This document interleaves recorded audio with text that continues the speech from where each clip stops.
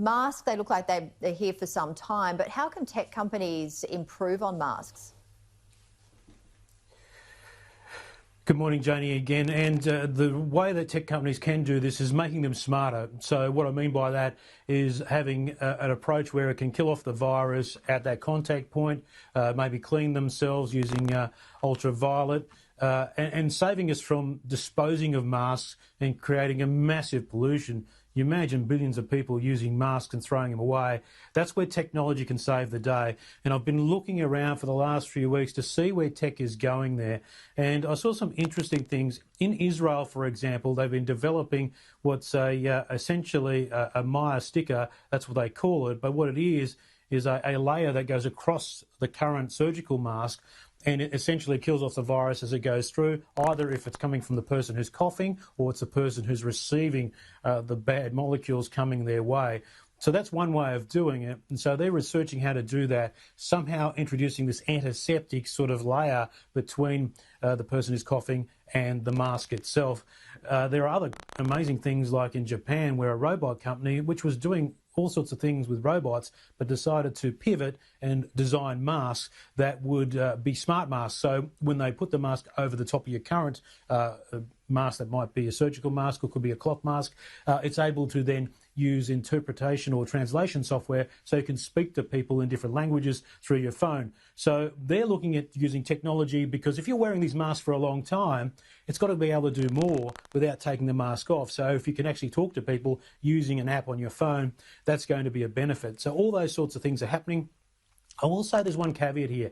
I've seen a lot of sort of crowdfunding things out there, and I didn't want to publicise too many of them because I think a few of them are reaching for the stars, and they might be a bit of vaporware. What is that? Well, it might be technology that's never going to happen with masks. So be very careful, I think, in investing in masks that think they can do everything, because if that were the case, it probably would have been invented already. This is a good time for technology, though, to try and take the lead with masks. Yeah, it certainly is, Djuro. And I was just seeing on the screen there one of the masks that had it was clear, which is really good for the hearing impaired. We had some interesting news coming out with that as well, because obviously a lot of people that are hearing impaired need to see people's lips for lip reading. But yeah, really innovative, as you said. But what about the masks at home? People are really making them. Is there anything in terms of what they can do with tech help? Yeah, we've seen all those sort of how-to videos, but they might be a bit hard to follow. This unit here is actually a digital cutting tool, and it's part of the big arts and crafts community. It's called a Cricut machine. They're about $500 thereabouts, and some of those masks that you've seen can be made very simply like this, and you can cut them yourself. Well, this thing cuts the patterns out, so you don't even have to know about design. It automatically cuts it, and you can make really complicated masks.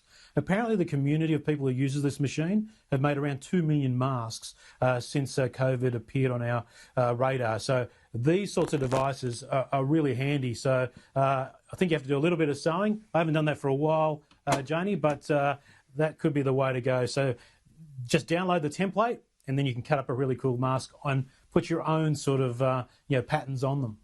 And on the flip side, wearing masks can also pose a lot of psychological issues. We're actually going to get more on that story shortly with our next guest, James Collette, who's a doctor of psychology. But yeah, very, very interesting to see these new and innovative masks. Now, let's talk about Samsung's new smart lock. It's bringing biometrics to homes. Well, this is it. This is the A30, and I've set it up. Now, it's obviously not on the door, but I'm going to demonstrate it live now, Janie. So it's got a keypad here, but you can put your fingerprint on here, and let's see it. There you go. So it's actually open. And what that means is that you can give the whole family access to the front door with a fingerprint or a keypad, and that means that you can see if they're logging in, if the kids are out playing out in the front yard as it goes off again, then you know when they get into the house.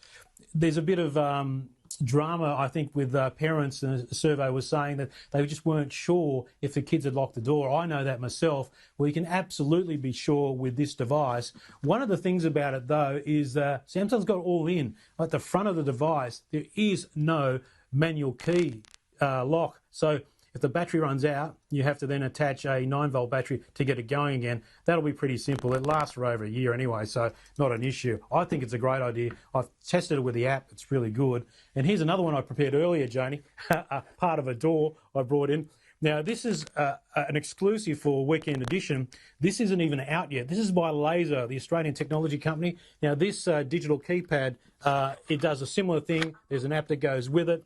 Once again, you can assign different numbers to different people, and that's the great thing. If you want someone to come into your house, give them a code for a day or two and then delete it, and it automatically locks if you want to. So I think smart locks are the way to go, and they're pretty secure as well in terms of back end. Once again, make sure your password is secure online, because if you want to use a Google device to open your door, you can do that.